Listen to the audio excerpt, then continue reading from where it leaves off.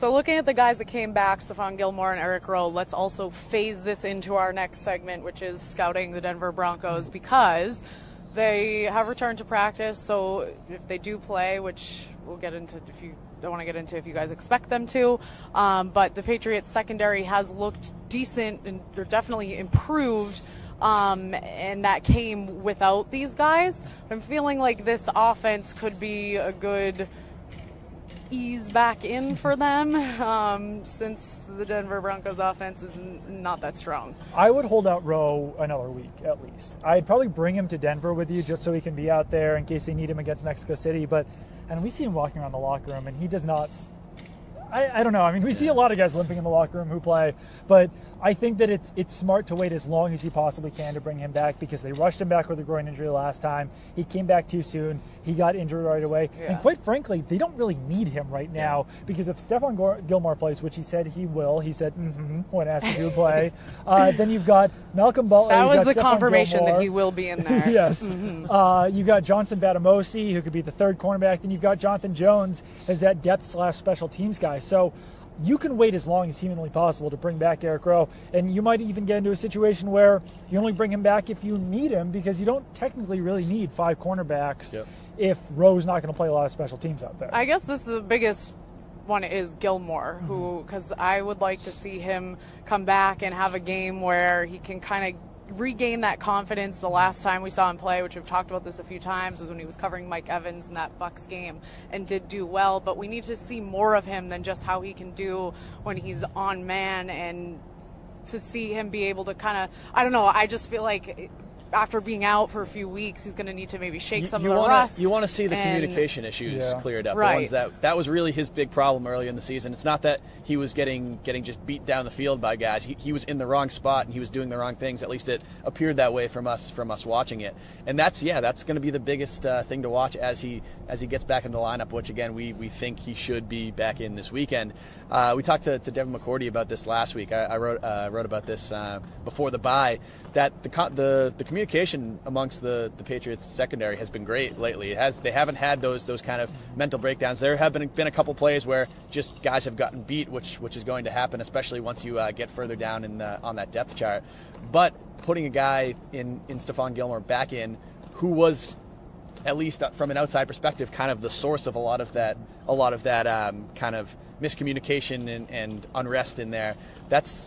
It's going to be hard to say whether he can do that until he actually gets back in. Here's what I would do. I would go into Week 10 against the Broncos and say, Stephon Gilmore, you have Demaryius Thomas. It's a natural fit right there for the tall cornerback to handle the tall wide receiver. I'd have Malcolm Butler take on Emmanuel Sanders because he's done that before. And then who's been the third Broncos receivers receiving the most reps?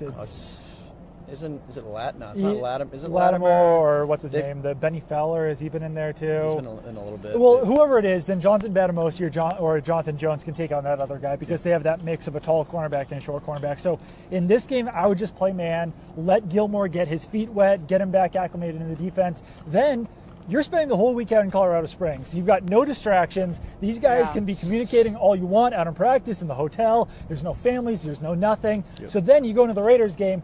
Then you start to mix things a little bit more again. And when you've got Amari Cooper and you've got Michael Crabtree, there's not the obvious matchups like there is against the Broncos. Then you try to complicate matters a little bit more once you're in Mexico City. So that's what I would do. We'll see if it works out for them, we'll see if that's what they choose to do. But that seems to make sense, I think. Yeah, and that's what I'm saying about just getting his feet wet. Yeah. Hopefully picking off Osweiler. I mean, the Broncos did get torched against the Eagles, which honestly, not much shame in that. The birds are flying high right now, but Osweiler was picked off twice. So, I mean, Gilmore has had an interception once this season, despite all his other struggles. Would be good to see him get another one. I imagine that would be good for his confidence. But on that note, can you really sit on Osweiler? And I feel like, from recent past, the answer would be absolutely yes. But I did think it was interesting that Bill did touch on in his conference call that he will be looking at the film from 2015 when the Patriots were beat by Brock Osweiler. out there. And obviously we haven't really talked about this, that the Patriots do just have trouble out in Denver. Like, obviously this is the thing, is it seems like this should be a win. The Broncos are lost 5 of their last 6 games, lost 4 in a row. Brock Osweiler is their starting quarterback. Simeon couldn't do anything. They're obviously having their struggles. Patriots should win, but I thought the Patriots should have won in 2015 when Brady was going against us. Yeah, I mean, they've always struggled in Denver. Really, since 2001, since Tom Brady kind of became the starting quarterback, they're 3-7 at Mile High.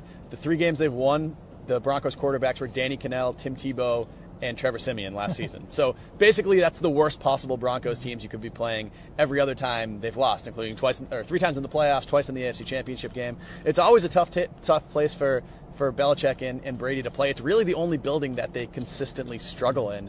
So, yeah, I mean, it'll definitely be a factor. I mean, the game being on Sunday night, this Broncos team absolutely needing a win after getting just embarrassed last week. I mean, I know the Eagles are a good team, but you shouldn't give up 50 points to anybody in the NFL. Yeah. And Brock Osweiler not playing anywhere near the way an NFL starting quarterback should. I would assume that this will be a very motivated Denver team, a very fired up Denver crowd. So it'll be a tough place to play. But like you said, I mean, I just think even as talented as the Denver defense is, I think they're kind of underachieving a little bit this year, and the offense is so bad. That's what I was just going to say. When you say you shouldn't be giving up over 50 to any team, yes, the Eagles are very good and look like very legitimate Super Bowl contenders, if not, I think they are favorites across they should the board. be right now. I mean, but the Broncos defense is their team. It is their strength, and the fact that they gave up that many points, it's definitely concerning. Yeah. I think I will say, just like before we get too far away from it on the Brock Osweiler thing, I was kind of with you on the whole 2015 thing. I mean, this is a quarterback who beat them. Brock Osweiler has gone through a lot since then. I want to ask you about that. The mental space that Brock Osweiler is in at this point of his career is a lot different than it was in 2015 when you were talking about a guy who was supposed to be the heir to Peyton Manning's throne in Denver. He was almost a Jimmy Garoppolo over there. Yeah, absolutely. Since then, he didn't receive, I mean, I guess he received a decent amount of interest in free agency. He got scooped up by the Texans. Massive contract. Unceremoniously traded to the Browns, where the Texans had to give up a draft pick just to get him out of the building. Then the Browns, who don't ever have a quarterback, didn't like him enough to keep him around, released him. Now he's back where he started with the Broncos, and it's like this depressing homecoming of like. Okay, but here's where I do agree. Him going to the Texans was a total dumpster fire, and I remember him. The Broncos basically lost him to the Texans because he did get a max contract, got paid more to go down there, and then it was a dumpster fire. The only reason I'm saying maybe don't sleep on him is how much of that can you chalk up to him not fitting with what the Texans were trying to do and fitting with that system, and maybe him coming back and to Denver, to Broncos, to It Denver. is a different system, though. That's the problem. It's not Gary Kubiak anymore. It's, right. Vance Joseph. But Vance Joseph is having the time of his life, so it's really bad. I literally can't see. Our other producer Andre is going to love this. I literally can't see Vance Joseph's name without hearing Sergio Dip's in my voice in my head. And here we are.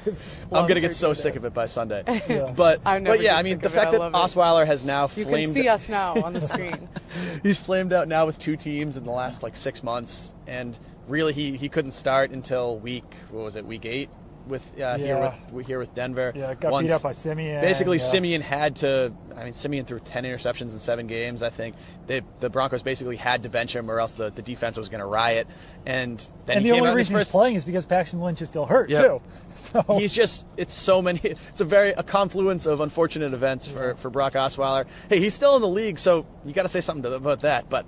I don't know. I do not think he is a very good NFL quarterback, to say the least, right now. Yeah, to be determined. But he did show flashes a couple years ago. That's the only thing that I'm thinking holding on strong is maybe I'm trying to give it to him that maybe he makes a turnaround. Because if you're at the end and it's like you're either, I mean, if he can't pick it up, he will be out of the league. Yeah. So maybe there's enough motivation there, and that perhaps we shall see. Because going to Houston, not fitting with that system, and then going to Cleveland, where I always say that quarterbacks go to die. Maybe he comes back here and revives his career. Maybe not. That is to be determined. Yeah. As far as Denver's defense, even though they let up so many points to the Eagles, my concern is with Von Miller and keeping Tom Brady upright. That's my concern. Marcus Cannon was out of practice. Nate Solder has had his fair share of struggles this season. I'm concerned about that because now we got Brian Hoyer waiting in the wings. If anything, God forbid, I'm not even going to say it. No, it's I keep hitting myself in the knee, and it's like being at the doctor and the reflex. I think I'm kicked ugly. It's a very valid concern right now, because I mean, if you look back to the game that the Patriots and Broncos played last year, Marcus Cannon completely erased Von Miller from that game. He didn't have a single sack, didn't have a single quarterback hit, and that was a guy that finished second in the league in sacks last year. He was an All-Pro. He's one of probably the best pass rusher in the entire league, and he was a non-factor. Now you're probably not going to have Marcus Cannon in this game. You're going to have Adrian Waddle, who didn't play. I think he played one snap all of last season. Actually been sneaky okay this season. I mean, he played. He got thrust into action against the Texans. Did a pretty decent job against the Texans pass rush. I mean, they obviously had a decent game, but he didn't get run over, and then had another fairly good effort against the Chargers pass rush last week. But that's a big mismatch. I mean, if you're in Denver right now, that has to be the big matchup you're circling on your whatever you would circle matchups. I will actually say, I was thinking about this. The fact that they did so well, and so well is, I guess it's I don't know. They did as well as they did against the Chargers gives me confidence that they can do pretty much the same against the Broncos. I think that, if anything, the Chargers pass rushers collectively are probably better than the Broncos are, because there's two of them, and you're not concerned about Shane Ray like you are about like a Joey Bosa or Melvin Ingram. So I think that they'll hold in there. They'll hang in there. They'll be that hang in there cat again, like I was just talking about. And the offensive line, just in general, has been playing a lot better. I think we might see some Dwayne Allen helping out Adrian Waddle. Maybe we'll see some Cameron Fleming helping out Adrian Waddle. But they did a pretty good job of protecting Brady, despite the fact that the Chargers were able to get pretty consistent pressure. Brady was able to get the ball out before he was hit. He only was sacked, three times, but one of them was a coverage sack. One of them was when he went off to scramble and got sacked like a yard away from the line of scrimmage. So there was only one real sack in there. Yep. So I don't know. I mean, I have confidence in this group with the way that they're playing right now. But obviously, you look at Adrian Waddle against Von Miller, and that is something that you circle on something. Somewhere you circle. Somewhere we're circling. I'm envisioning some beautiful mind. We're drawing on windows. Yeah.